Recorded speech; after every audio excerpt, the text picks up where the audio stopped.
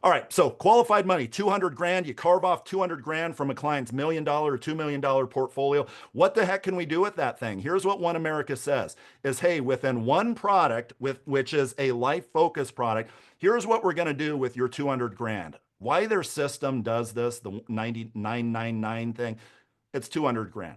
Here's what we're going to do is we are going to put that $200,000 into an annuity. It's a fixed annuity that's going to pay at, well, first of all, it's going to give you a premium bonus on that qualified fixed annuity. That qualified fixed annuity is going to then turn into 250,000 bucks, right? Well, then what we're going to do with this $250,000 fixed annuity that's qualified is we are going to, all within one product as far as the client is concerned, right?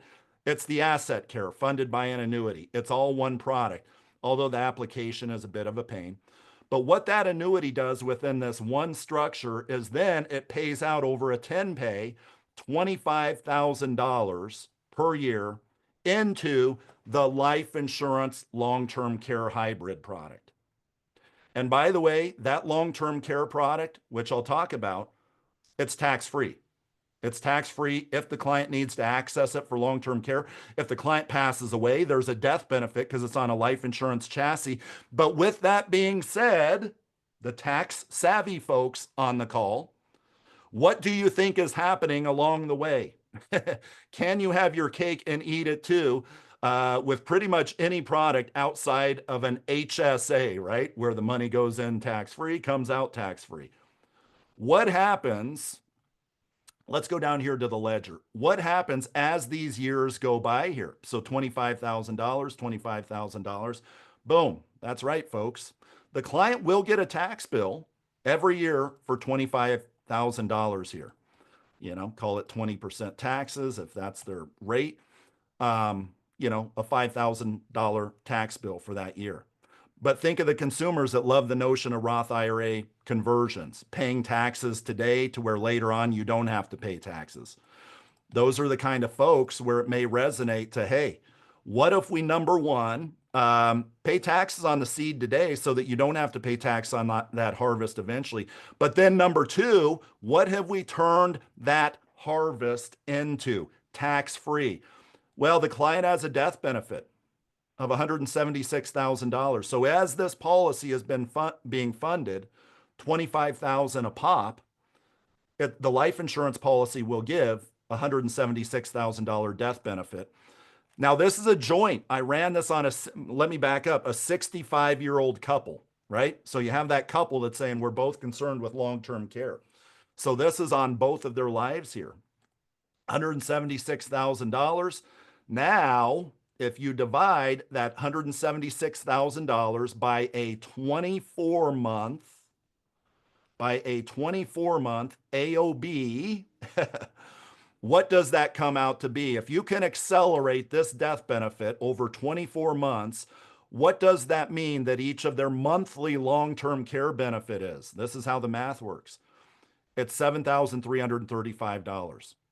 So we've turned $200,000 into a tax-free $335 per person per month.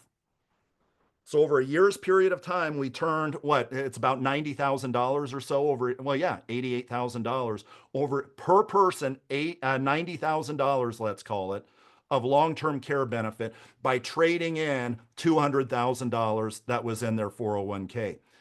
How long does that last? How long does that $7,300 per month, or if both of them are on claim at the same time, how long does that last? Well, first what comes out is the death benefit, right? You are accelerating the death benefit, AOB, acceleration of benefit. That is the first phase here. But then we get to choose the second layer, and that is the continuation. After their death benefit is gone, what is the benefit that continues, or how long does that benefit continue for? What I plugged in here is unlimited. So they can literally each be in the memory care unit for 9 years. 9 years times $90,000. What is that? That's $1.8 million. Now, that's a little severe, right? but they could get $1 million plus value out of this policy that's 100% tax free. How do they do that? How do they do that? Well, first of all, they have to move their 200 grand over. And second of all, as the first 10 years go by, they have to pay taxes annually on that $25,000, on that $25,000. Let's see now, what questions do we have? We have a couple. Here's one. How is the $200,000 withdrawal from the 401k treated tax-wise? It's not taxed upon the rollover. So we roll the money over into a qualified annuity like we normally would do, right? Any qualified annuity, there's no taxes there. But then what happens is that qualified annuity funds this life insurance policy over a 10-year period of time. And it is only then that $200,000, we bumped it up actually with a nice bonus by $50,000. So over 10 years, that $250,000 is taxed. And by the way, you can think of that extra bump up of $50,000. Some people will say, hey, and that'll help offset some of the taxes that you'll pay as the year goes by. Some folks have their sales spiels on that.